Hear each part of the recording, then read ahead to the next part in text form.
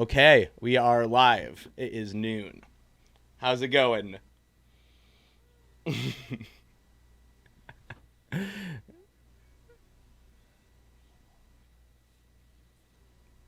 Go ahead. Oh yeah. Okay, let's. It definitely it says it's live. Dun, dun, dun, dun, dun, dun, dun, dun. Okay, we are doing a little bit of a spoiler cast for Demon Slayer Mugen Train, which we all saw in theaters this week. Oh, Cool Kid, you did not see it.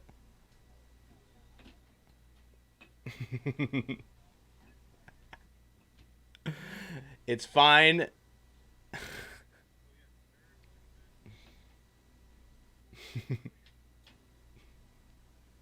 Oh, there we go. Perfect.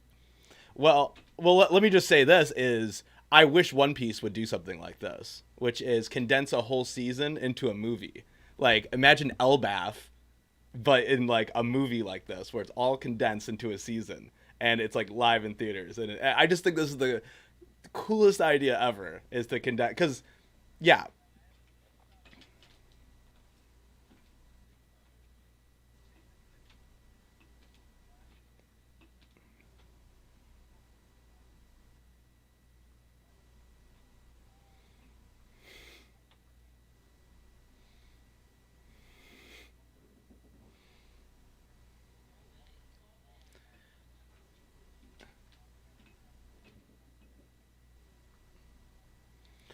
Well, I think that's why Elbaf came to mind because it feels like Elbaf, isn't going to be super long. It's just, I feel like it's going to be kind of a quick trip in my eyes, but we don't know though.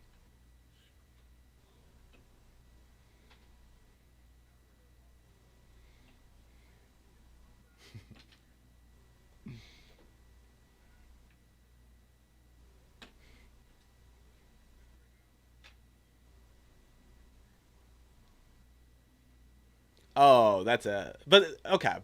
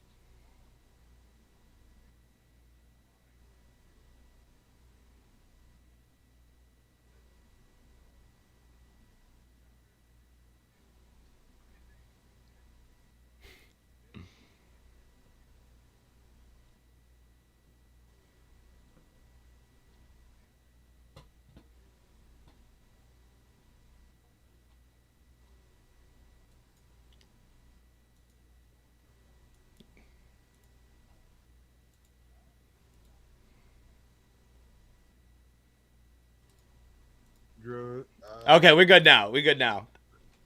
you're good now? Yes, yeah, we're good now. Thank you, Segreen, can Segreen. you? Thank you. Appreciate it. Luckily, we didn't talk about anything super crazy in that first little bit because we haven't even gotten to the movie yet, have we?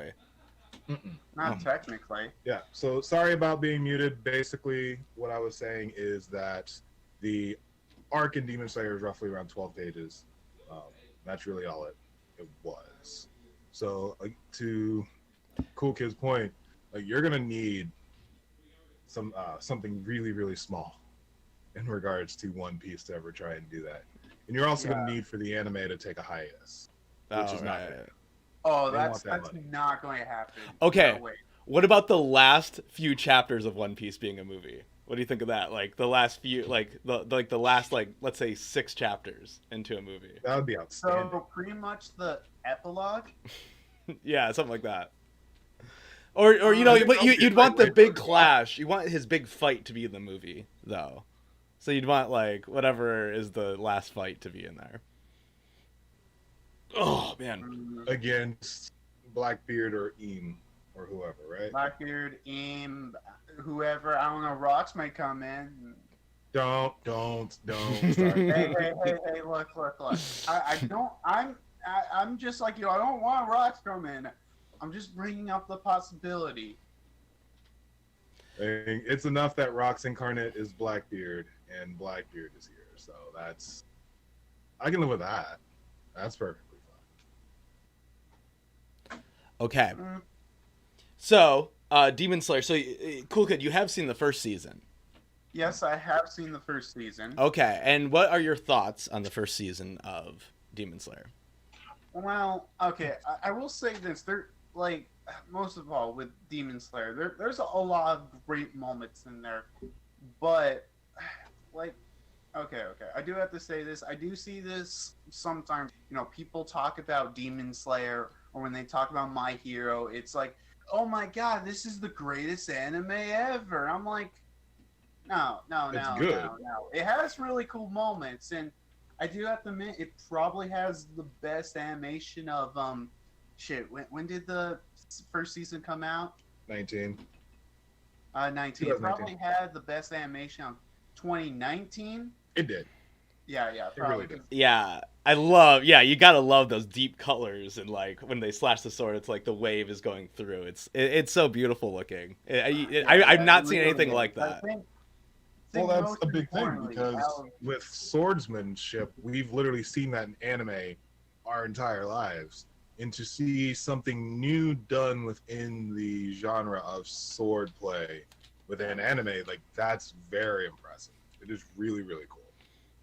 Yes. Mm, Okay, so what is cooler? Oh wait, you haven't seen much of the fire stuff. You only did a fire move a few times, right? yeah, that was. I think that was only happened that one moment. So something interesting that the movie brings up, and you know what? We're just gonna have to get into the spoilers here because we're talking about the movie. So I mean, look, I've said this before the stream. I'm perfectly fine with spoilers. Spoilers to me, I don't really care about them. okay, so well, here we go. So in the movie, they Start at the very beginning of the movie. You wanna oh start there? yeah. Well, it starts from where the last episode ends, where they sneak onto the train, they jump on, and movie begins. And it's Let's not forget that Inosuke has no idea what that is, and it's the best interaction ever. yeah, because Inosuke is like a he's a bumpkin, right? He lived in the woods. He doesn't know what a train is. Neither does our main protagonist. But Tanjiro. yeah, Kanjuro, he doesn't know what it is either. But he's just like, let's be respectful, which is great. Of the land, what he called it, the king of the land or something like that. Yeah, It- yeah, It's just very endearing because the entire first season, you think that Inosuke is just this wild child, and he is literally just raised by wolves or wild boars or whatever. And now he's seeing technology, so we're getting to see how individuals in the feudal era of Japan really interacted with what we would not think as things that are too technologically advanced. So we're actually being reminded that of the era and time that this is, and that this is a timepiece. Sorry, I got a little deep there. That's my fault. Whoa, man! I don't know. That's too deep for me. But to be completely honest, this, as a manga reader, As- this was a very, very one-to-one interpretation as Really? far as everything, literally. There was one filler thing that I remember, but other than that, everything was literally spot on as far as what the manga to from the manga to the anime, which is rare, especially when they recreate something into a movie format like this. right. Huh? That's really weird. Like something like this, they probably would have, I don't know, extended some scenes longer than they should have been, or even just cut down a bunch of stuff, or add even a lot of stuff that wasn't in the original manga. But you said other than one small thing, it's pretty much a one-to-one. That kind of surprised me. Yeah, and it's surprising. I'm watching this full-grown man in the movie theater. There's probably like 8 other people, and it's just like, this is very, very faithful to the manga. Now they had to have like a newer type of introduction, just because, hey, this isn't this is a movie format, so they have to do something at the very beginning. but what they didn't take away from the story, didn't take away from the narrative at all. It's really, really good. So essentially, it's just the basic thing. Whenever you make like a movie based on a series, you have to be like, okay, here's a quick introduction of these characters, what's they're about, journey, whatever. Now to the main story, basically. Yeah. So someone who's reading along, I wouldn't say is going to be completely out. Someone who hasn't seen, I wouldn't say would be completely out of the loop, just jumping in and watching it. One of our buddies, niece, Doug's niece, Bullet's niece, didn't watch anything, and she actually had an emotional connection to the end of the movie. Like, that just goes to show. Yeah. Klein, how's it going? He says, "Welcome back, Warlords." Thank you. Or, welcome back, Lords. Hey, welcome, Klein.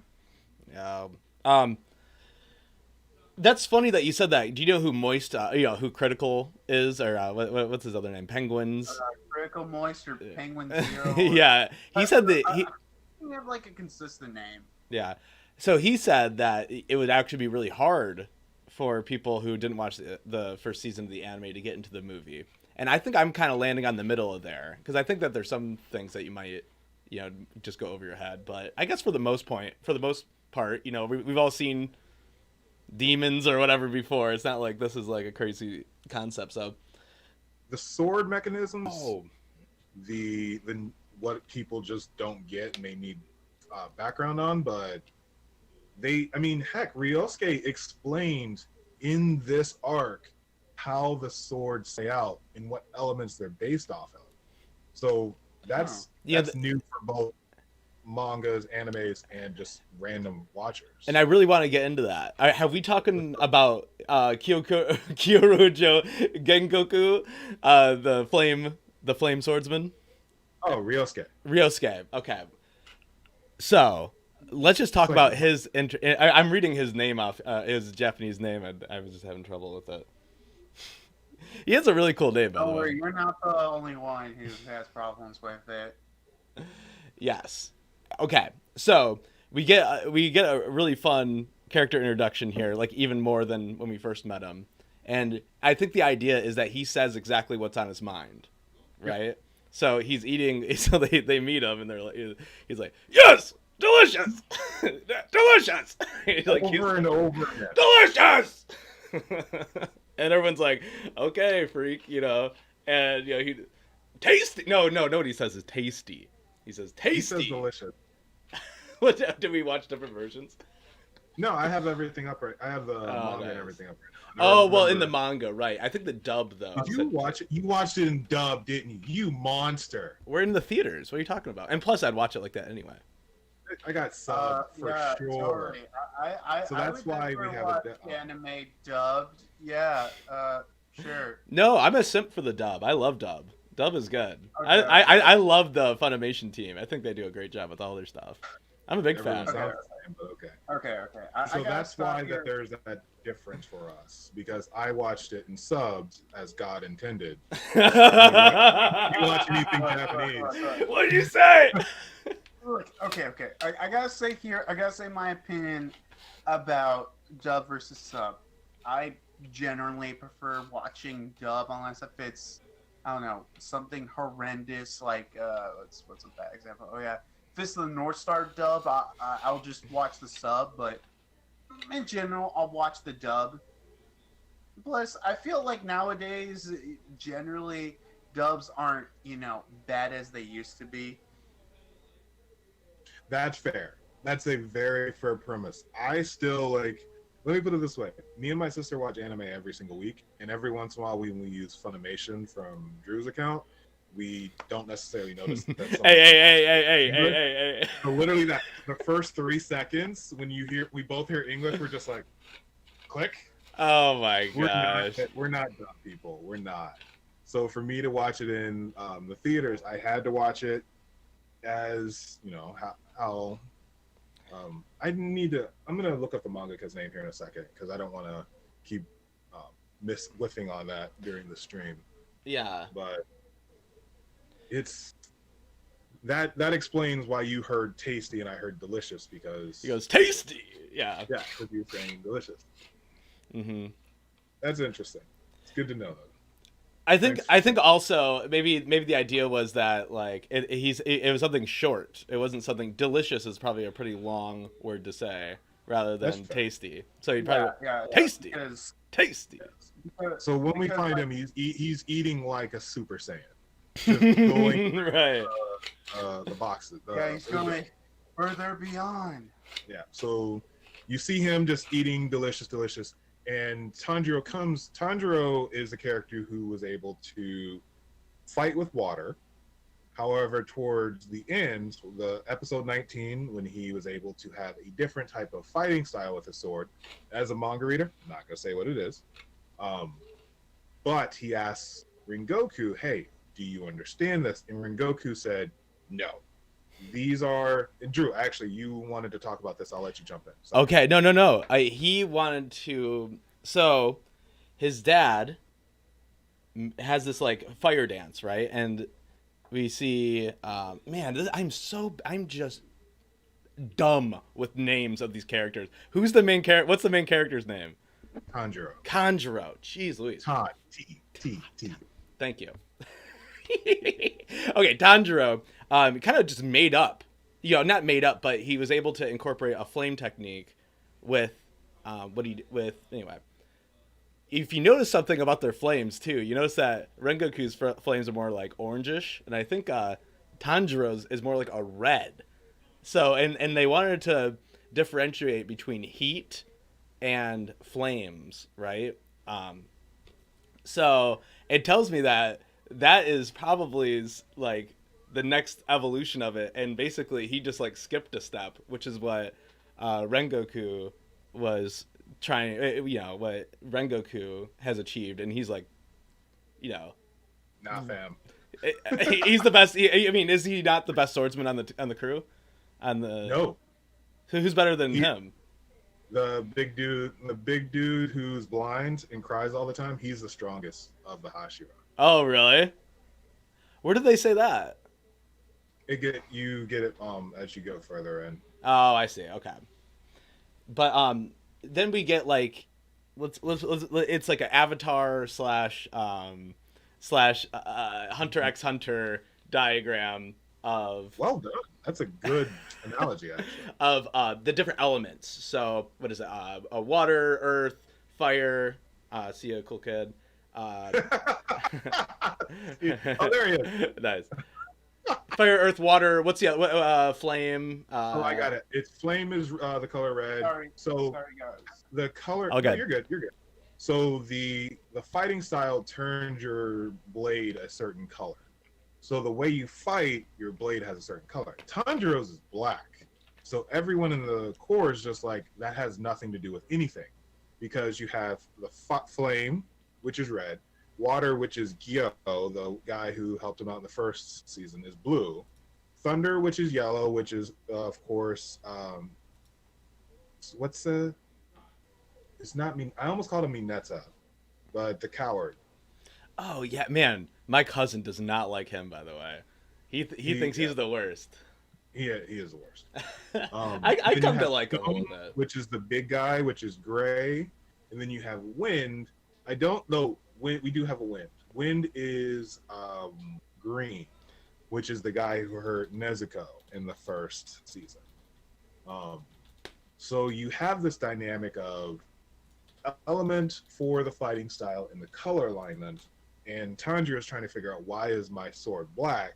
I want to learn why I could do a fire style fighting style with a black sword, but he's running into issues because Ringoku has no idea. And meanwhile, the entire time Inosuke is sticking his head out the window. Zenetsu is the coward. Right. And meanwhile, Inosuke is literally sticking his head out the train because he has no idea what's going on, and he just loves it. It's just a very pure first time on a train. Can we go back to this elements thing really quick? Sure. Okay, because I felt like this was really big information when they revealed this, because he was talking about, well, it's a shame that you have a black sword, right? You talked about that for a second. Mm-hmm. So the idea is that if the black sword is the one that can't master an element, it's because it's the only sword that can master all of them, right? No? You don't think so? What do you think? I've read everything, so I can't. Oh, what? Dang it. I can't have my own dang Right, theory. everything. So it's like, well, So I can't theorize. I just know. yeah, I literally, this is the one time I'm going to be very annoyed. It's like, I've actually read it. You're wrong. Drew, if you want a schematic, I'm looking at the Viz website. It's Yeah, I was chapter 54, page 8 and 9. So it's Okay. and cool kid, please like jump in whenever we're just like, what are you ever have that feeling of like, what are you guys talking about? But did you watch the entirety of the first season? I mean, I left out for a little bit, then I jumped in. I'm like, oh, okay, I guess I can fill in. Any questions that you have so far, since we're trying to convince you to watch it?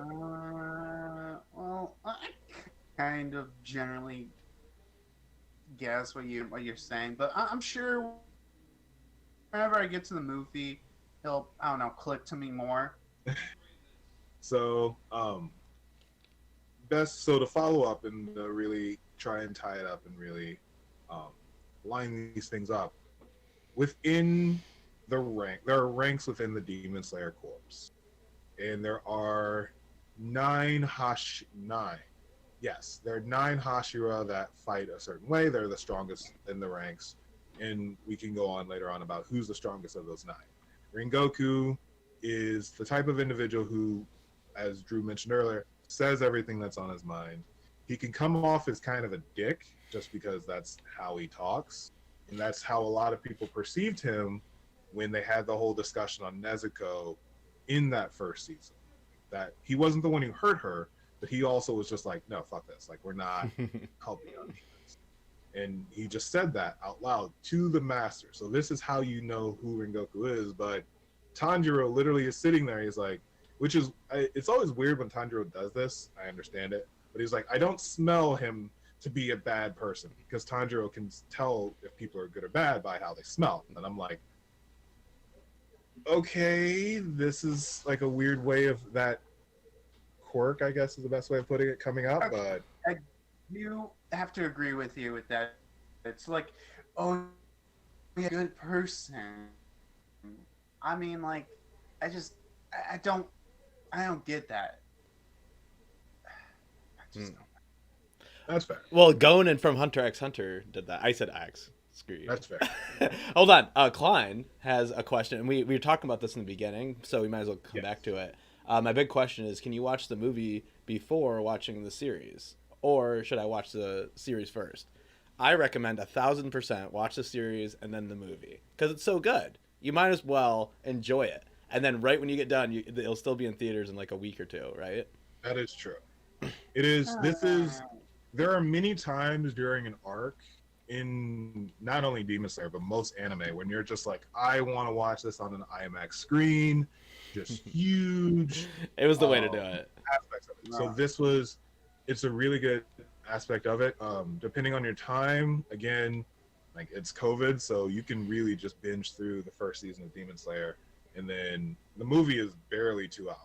I wouldn't even say it's an hour. I think it's exactly 2 hours. That's what it said on the. That's what it said on the runtime. That probably includes like in-scenes trailers. It seemed like it was short though. I was like, dang it. It went by really quick. So. Mm-hmm. Okay. So actually, I got a question for you guys. Since you went to see this in the theaters, right? Yes. I'm just wondering how was going to the theaters now ever since after the pandemic, everything, because because it's been a long time since I went to a theater, because it's been like I had a very good for a year experience. There were maybe 6 people in the entire theater. It's very surreal because of all 6, we all were Demon Slayer fans. There was a parent that brought their kid. Don't recommend that at all. Like, he's going to have a lot of conversations about what death is about to that child. But at least there wasn't like a ton of boobies or something to make you really uncomfortable, No, it's just, demons and murder and blood and everything. Like, right. And she couldn't have been more than 10. And then at the same time, in my row, I'm like, yeah. And I turn and there's this dude and he looks at me with his Manga. we're on the same team for right now. But afterwards, we're not going to look at each other when we leave this building. Wait, did he really? Or are you just like? We had one of those moments like, yeah, yeah, yeah. Okay. Oh, Okay. So overall, No, that was actually, my experience. I It might was see nice. this It was movie. worth paying that much for it. I Yeah, missed definitely. it. Drew? Okay, you know what? Yeah, It's that all might right. be. Cool, good. I might see this movie because, you know, even though we're in the pandemic and, you know, it's easier to watch things at home and stuff, but, you know, I somewhat kind of miss the experience going to a theater. Yeah. Well, hey, at least when there's 7 people, or 8 or whatever, I don't have to deal with that one person in the theater being loud on their goddamn phone. Right. No, because that's the thing with this movie. You're going to go to it if you know the premise or if you really love someone who wants to go. Those are the reasons that you go. Granted, my experience might be different because Michigan's a little bit more conscious than Texas is. Because you're in Texas, right? Yeah, I'm in Texas, but the movie theater I go to is a theater called Alamo, and they have like a very strict, you know, You guys had an Alamo No too. talk. Yeah. no, We did. Kalamazoo had one. phone Yeah. kind of policy. Yeah, Alamo, I love their theater. Honestly, I just love It's good. Alamo. And No, thank then God I would they have definitely do that it. policy. Yeah. Drew, what was your Yeah, experience so- like? You know, hey, maybe I'll see the movie, you know, relatively soon. Maybe Okay. we'll see. Get it? Yeah. No, yeah, Alamo is so freaking cool because, you know, you're just sitting there and then people bring you stuff. They'll bring you a taco. They'll bring you a beer. They'll bring you whatever you want right to your seat, and you don't even have to miss the. Love, If you have to pee, You they'll bring a smell they'll bring a gold, cup Alamo. right to your seat for you, so you don't have to get up love and you can. Alamo. That's a lie. Yeah, We saw I film love gold at the Alamo in Kalamazoo. Alamo. Where did we watch Almost One Piece? so Billy Dog when I was watching the Sonic movie. You watched the Sonic Sonic movie? was a fun. I watched the Sonic. Yeah. That was the last movie I saw Literally, before the last lockdown started. movie that I saw before the pandemic was I can't believe you the both Sonic movie. I watched it with all my friends, and I think we're saying, "Oh man, we're going to have some chili dogs, some onion rings." Oh Yeah. hell yeah! Moving around at the speed of sound. Yeah. Got rainbow to go, gotta follow my Actually, rainbow. Not to get off topic, but Eh. it's actually a pretty good movie. I actually really did like it. Good. Good. I like Sonic too. So, but so Let's keep it up with the movie. So we're at the point where he's like trying to jump out of the train, but then Roikugo Goku. Rengoku is like, yo, we gotta start finding this demon. There's He stuff's just stands up and is like, "There's a demon here. Let's go find it." We're just Yeah. like, and he like basically tells everyone what to do, and I kind of forget the next exact moment, but basically the beast guy was like Rinosuke was like, you can't tell me what to do, but I'm gonna do it because you're strong or something. He's like, I don't know, you just didn't know what to do with himself. everyone is in awe of Ringoku. For Tanjiro and especially for Inosuke. For Inosuke to be that enamored with any human being outside of himself says a lot for who Ringoku is and what he brought to the table. So they take out a really quick demon. In the movie, they take out 2. In the manga, it's actually 1. That's like the only real filler. Really, it really is. Everything else is a testament to the manga. And the train starts moving. So basically, they can't get off at this point. They're stuck on it. Any thoughts, Drew, before I go on to the next part? Well, wasn't the train already moving before because they jumped on as it was moving? What are you talking about?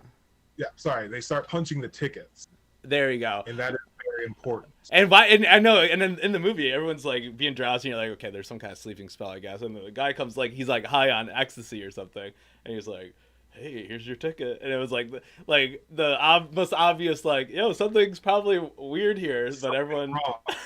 the guy's like, hey, here you go. Here's your ticket. It's like, dude, you're sketch. There's no way I'm even touching you right now, brother. But Oh my So- God. So the guy, and it's the conductor. So the guy who goes through, not the conductor, but one of the people who goes through and like how do you like Super. Usher? Usher. Thank you. I don't know. Usher works. Wait. And we see that the Usher? Usher is in cahoots with the Jason demon Derulo. who's trained. So how this it's called the Dream Train. And Drew alluded to what it does. Like the conductor punches your ticket and it starts to put you to sleep. Their ticket punched. They get a hole punch in their ticket. I don't know how you want to take that. And we start seeing how the individual who's overseeing everything, you do see him at the beginning, at the end of season 1. So it really is a tie-in. So that's how you understand who what the demon is and who they are. And you see how they're manipulating people by starving them of sleep and promising them of good dreams. He's literally getting everyone to be able to do humans to do despicable acts for him. That way he can stay in a safe place so the demon slayers can't detect him. That's how everything is able to be set up, because demons are manipulating people behind the scenes in that. What did you think about that, Drew? That whole interchange. Well, what do you think? Okay, jumping into somebody's dream. They definitely had like a really in-depth system with that. Maybe we can just jump around a little bit on this one. But the whole idea that, okay, so you have your dream space that he created, but outside of that is your subconscious, right? So is is your subconscious your id or your ego or something like that? Or is that I would just say your unconscious self. Okay. Who you are. Just say who you are when you go to sleep, kind of thing. Okay. Your And soul. Well, and they go through what everyone's subconscious looks like. And like, for instance, wait, what's that? we only get 2 subconsciouses.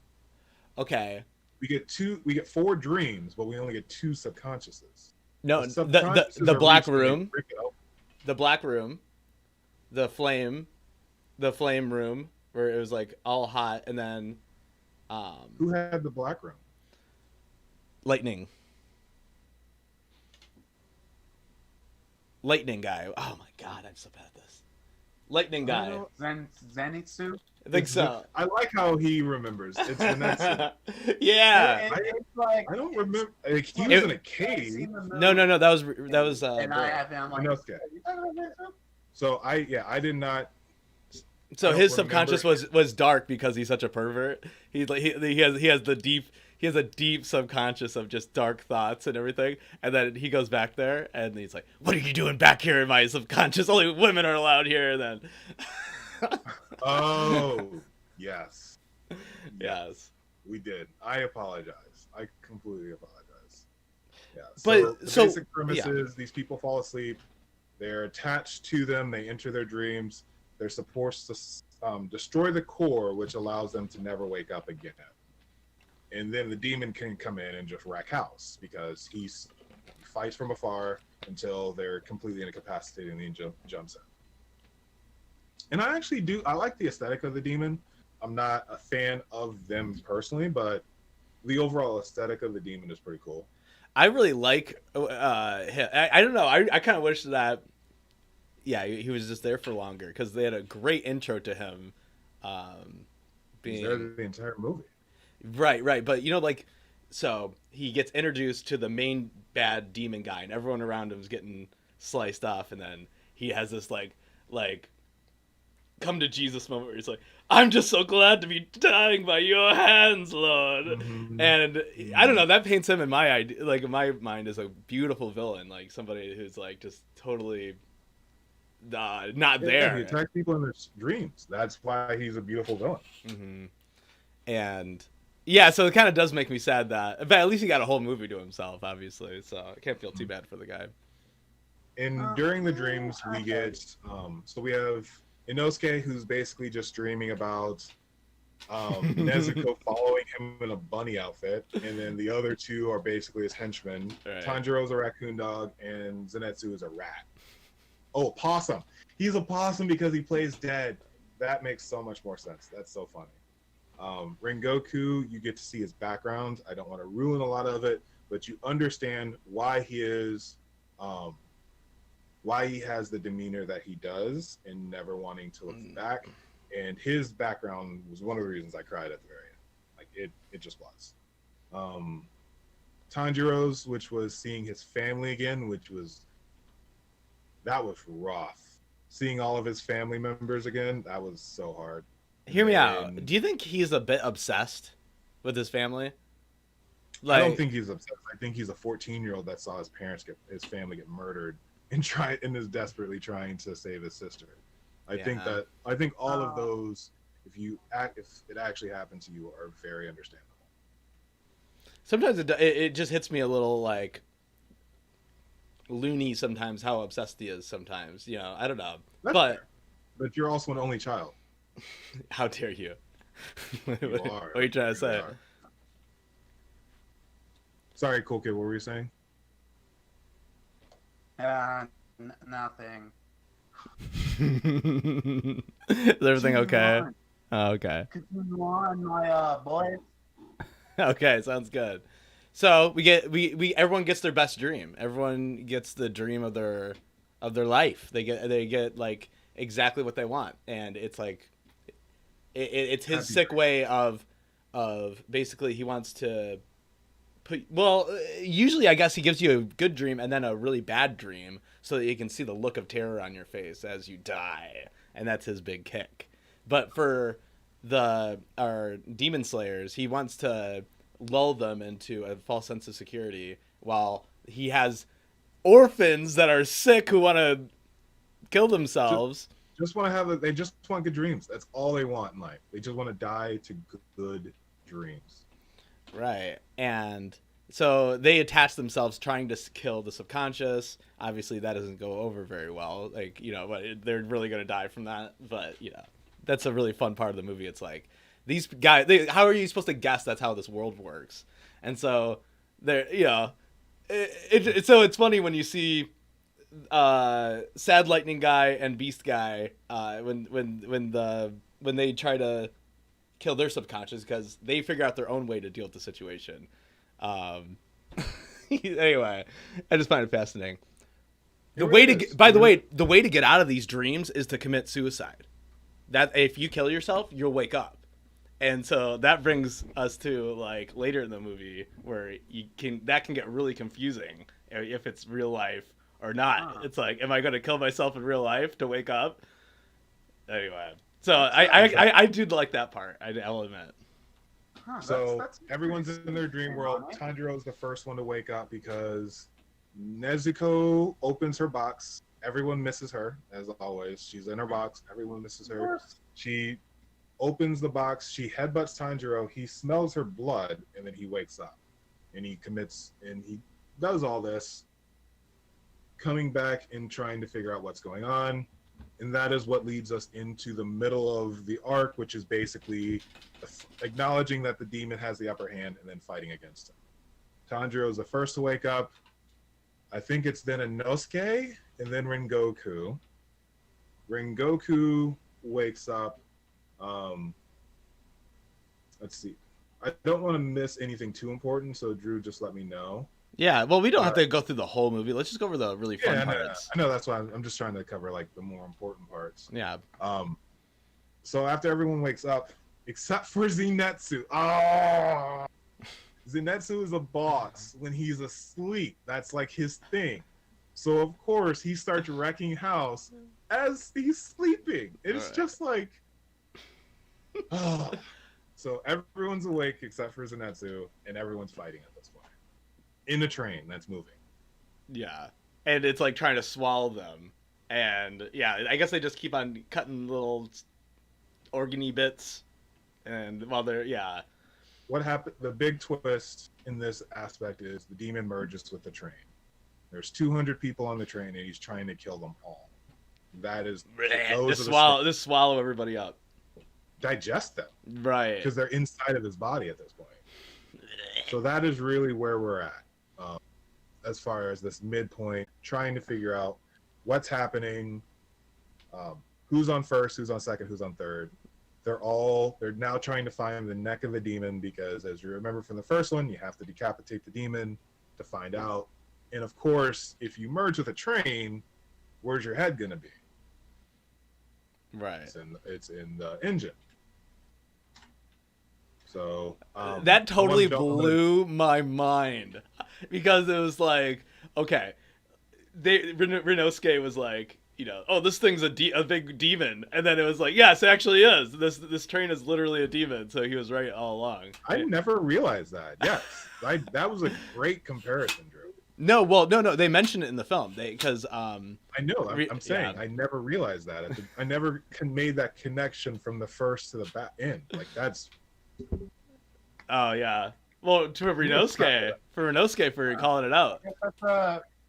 I guess Inosuke. that's a small hint. Foreshadowing there. Ooh, a little foreshadowing, maybe. Can I interest you in some foreshadowing? So, going through, fighting begins. Let's go. We can go ahead and just go towards the very end, because this is my favorite part. So they're able to cut the neck. Train goes off the rails, literally. Well, just that one great part where he has to shut his eyes so that he doesn't get fallen asleep. So like the demon dude can make you fall asleep by looking at your eyes, and so he has to close his eyes. So he's like, when I kill myself in my dream, I have to open my eyes to make sure I'm in the real world. But right when I do, I fall asleep again. So he has to keep his eyes closed as he's doing to almost cut his neck open in the real world. And then that's when Ringoku comes down and goes, "Stop, you idiot!" Which is great coming from him, because he's the biggest dumbass of them all. And anyway, I just love that teamwork from those two. They really do get each other. They're fellow passionate swordsmen, and that's why they get along so well. Oh yeah. So they finally are able to chop the neck, and there goes the train. At this point, let's see here, and I'm going through the chapter too, because I'm going through the manga right now, because again, it was a very close to a 1v1 adaptation. If you are watching this in the movie theater for the first time, you're going to notice that there's still 30 minutes left of this movie. As someone who has anxiety, that would have driven me crazy, because you're seeing, oh, this is ending. Why is there still more to the movie? Why is there still more to the movie? And then finally, everything thinks that they're safe. The train, the demon's dying slowly. It's all this stuff. And then all of a sudden you hear a boom crashing sound, and you see eyes light up. Tanjiro's on the ground. Rinosuke is trying to coach him on breathing, and you just see these eyes all out of nowhere. And all of a sudden, this demon is about to crush Tanjiro's face, and it's on, because there's two rankings as far as the strongest demons. There's the upper ranks, and then there's the lower ranks. All we've seen up until now, the spider dude was lower ranked. The dude from this train, lower ranked. The number 3 strongest demon just drops out of nowhere. Superhero fall, like the hero drop, when they just drop in and they on one knee and Right. they just come up like this. Just superhero entrance. This is someone, I love Ringoku. I love that character so much from the moment he started, and like I'm a pyromaniac, so the fire character has always been Mustang, Full Metal Brotherhood. All these characters are always my favorites. And this fight is one of the reasons why I not only hated this demon so much, but why he eventually became my favorite demon of all time. After watching this movie, I made a list. Oh, really? Favorite demon of all time. He is now number 1. That's saying that he beat out Hiei from Yu Yu Hakusho, who has been my my day one demon. Demons, like Wait, of all anime. demons of all anime. This Like character, of all anime anime. and fiction. This is my favorite. I haven't demon. seen the movie. This is the highest praise I can ever give, because I went from hating this individual to understanding how they fight, their backstory, their history, and fell madly in love. So now, as I'm watching it, I have a completely different understanding, and it's awesome. Yeah. And especially because watching it in the movie, I was not only introduced to, and Drew, anyone watching this, Drew can tell you, I am all about two things when it comes to seeing a new character from manga going into the anime: color scheme and voice actor. Yeah, voice. If those two do not hit for me, it really takes it away. And goosebumps, actual goosebumps.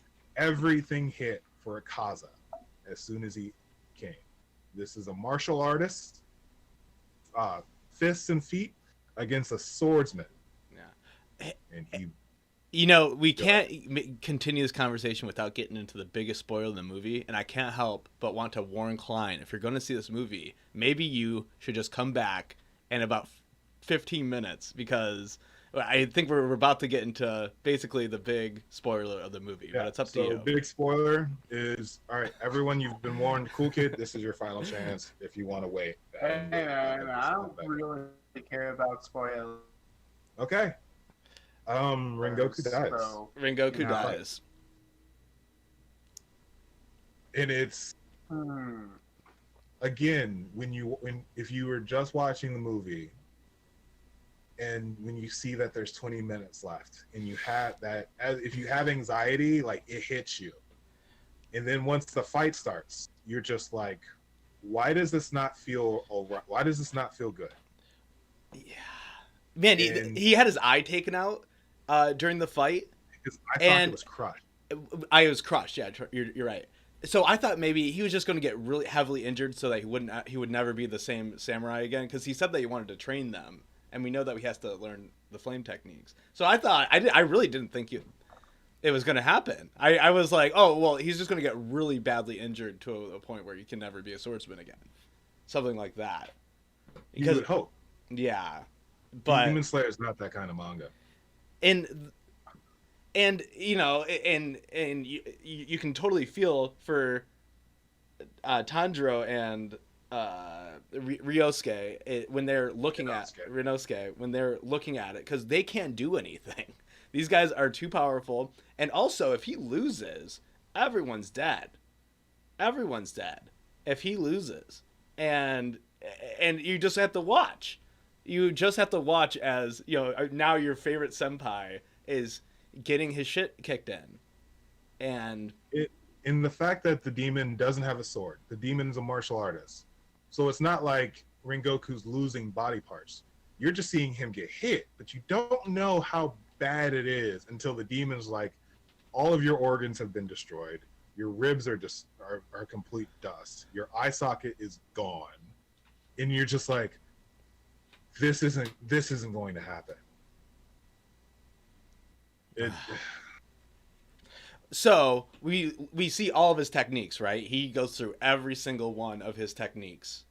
And then the last one, right, is like, he does this awesome, he comes down and he almost does a V up where basically like he's gonna decapitate him like that.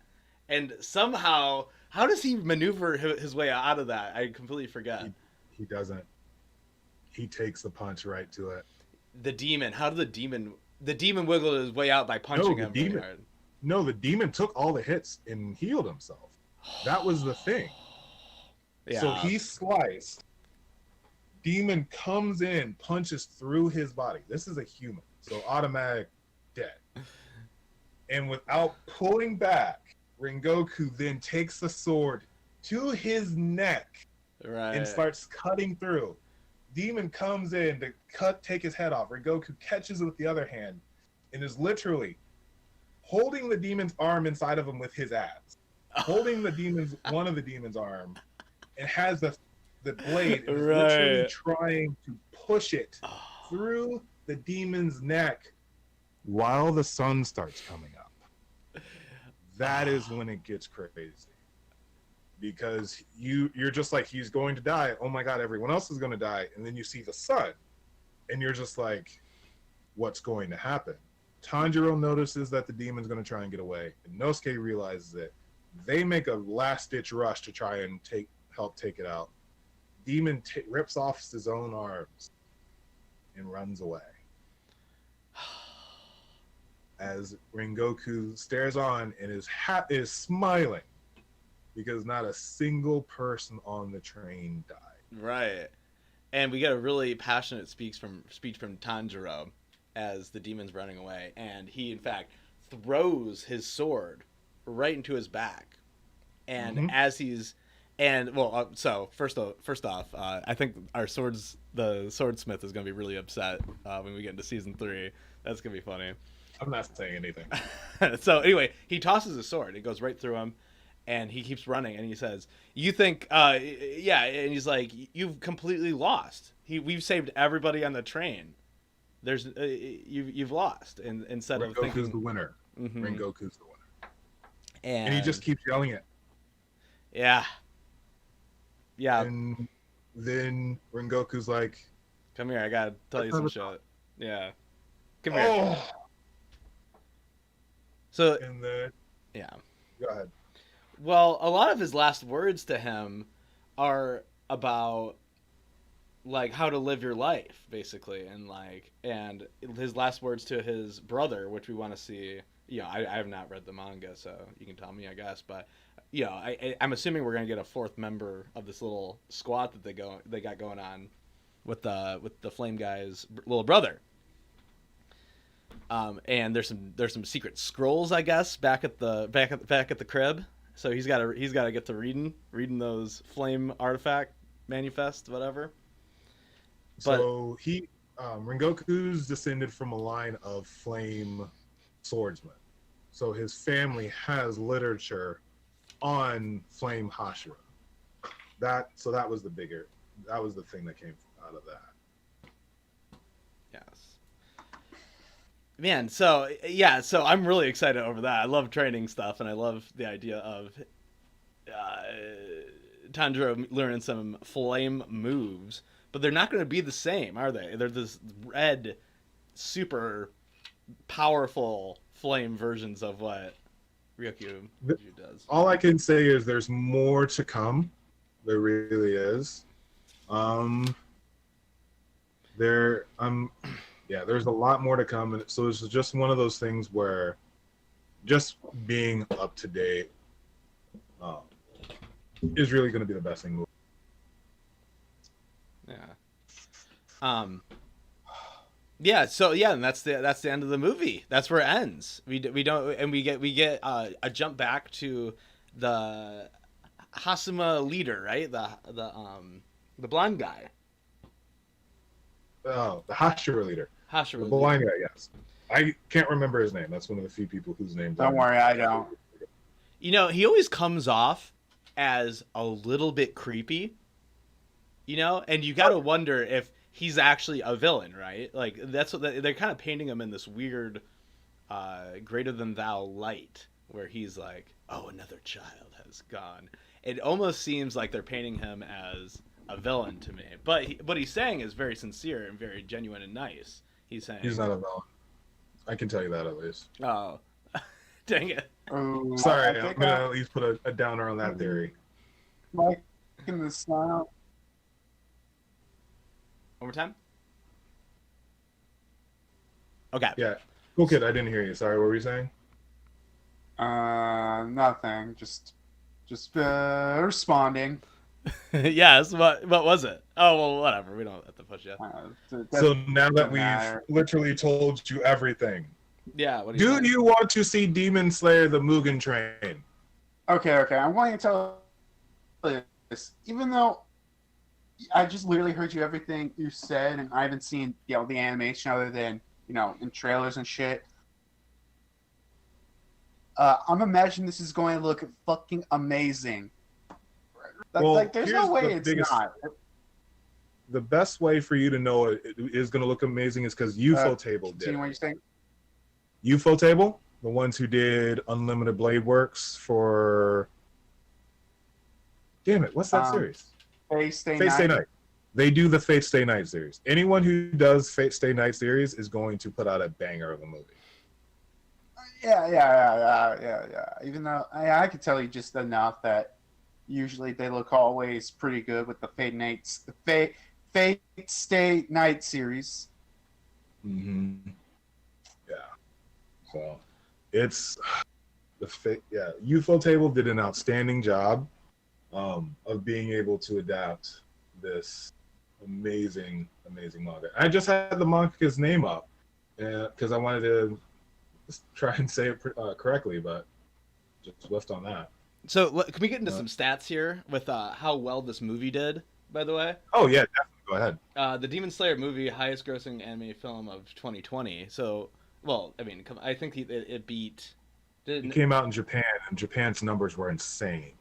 Yeah, because I know I heard in Japan that it was the highest growing movie of all time over there. Here, I'm going to read some stuff off. I heard something about here it's the highest grossing anime movie. No, not here. Not here.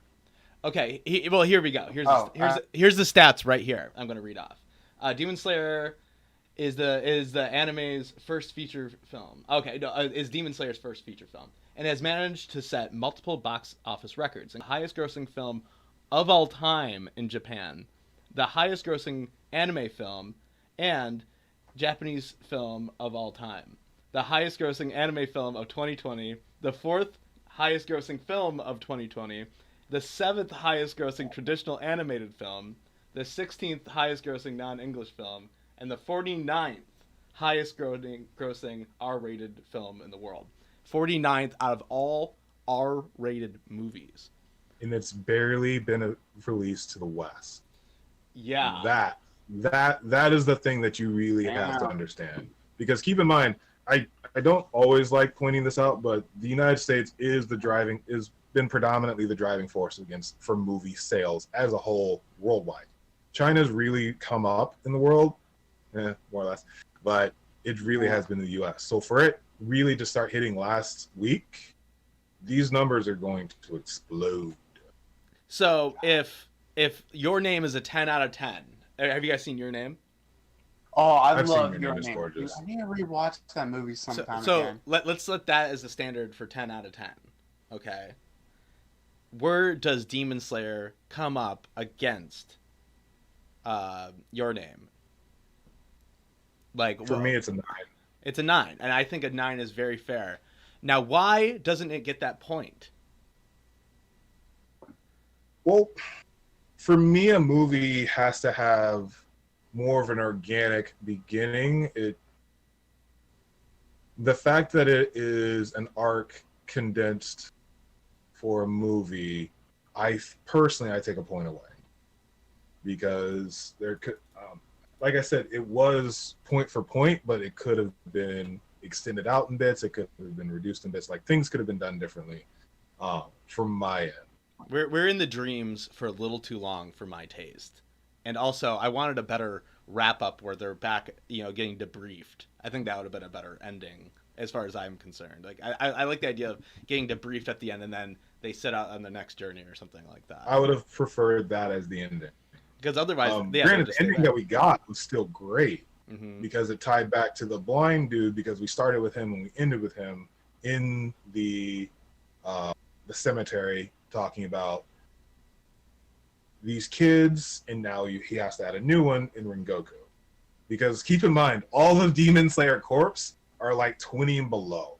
Oh my gosh. Yes, they're teenagers. Ringoku's a teenager. I think the oldest one is actually the big burly dude who's like maybe 21. Really? Mm-hmm. Wait, really? Wait a minute. They're all young. They're all pretty much younger than 20? They're all teenagers. Remember, it's a shonen. So oh, shit. I thought like some of them were, at least like 20s or 30s or something like that, but damn. No, so all of the Hashira that we'll be introduced to. He's 27. Is he 27? Yeah.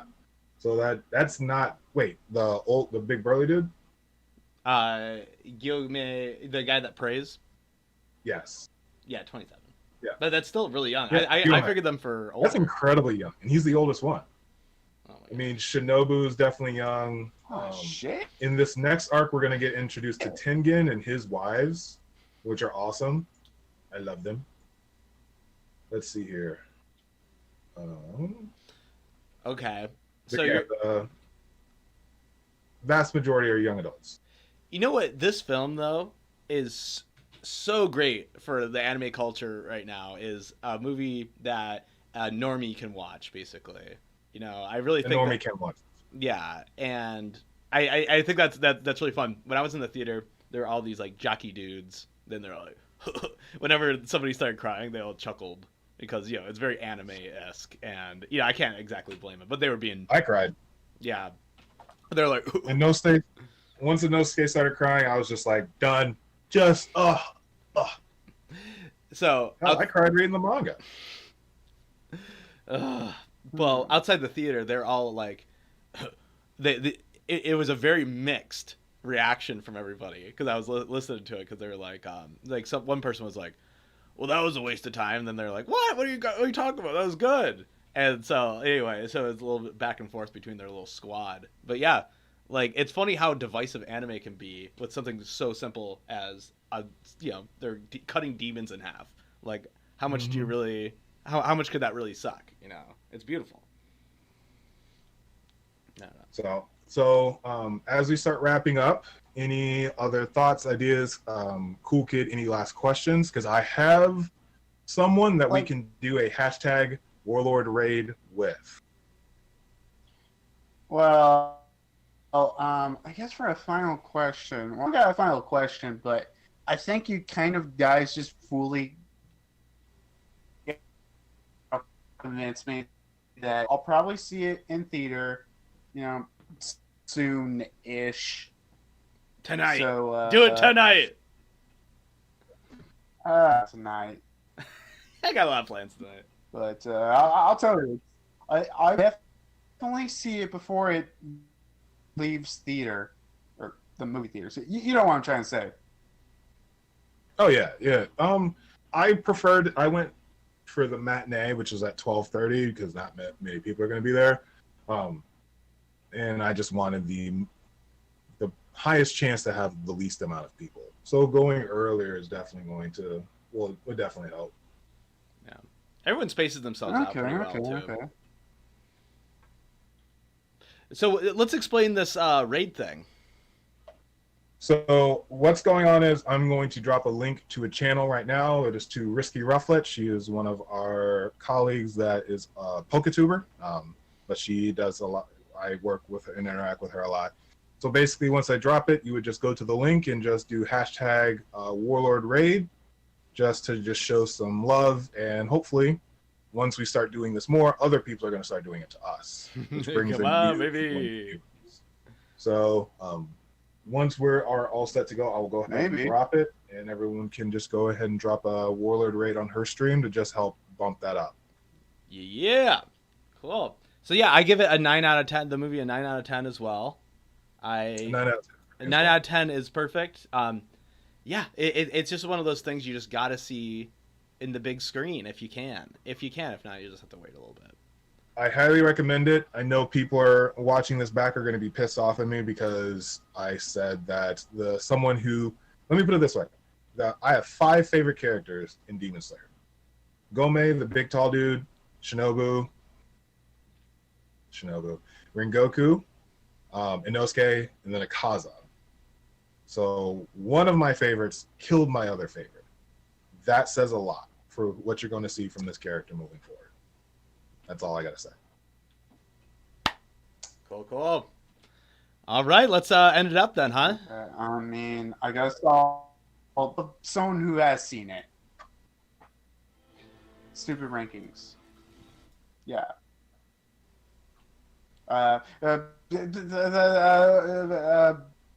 You go saying what you need to say. I suck at this. What are we talking about? So Klein just asked why we knocked it down a point. Klein is more of just personal preferences. A number 10 is basically Your Name the movie, which is spot on. This has a couple of, I would probably say, just inconsistencies as pacing. Overall, it is a 1v1 for the manga, but there are some things that I could have wished for in the beginning and the end that would have made it perfect. And who knows, maybe over time, once we rewatch it and get to understand a little bit better, it might go to a 10. But as of right now, it's a solid 9 for me.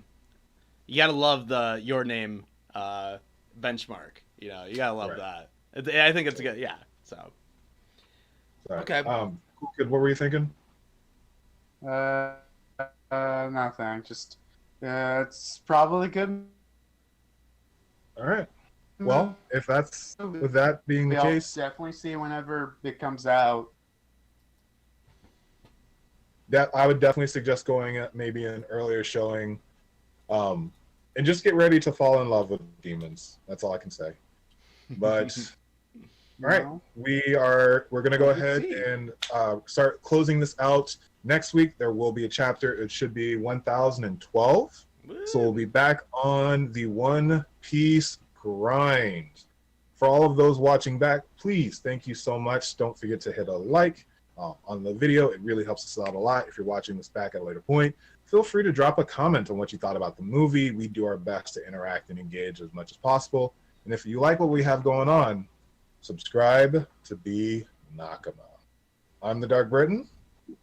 I'm Samurai Drew.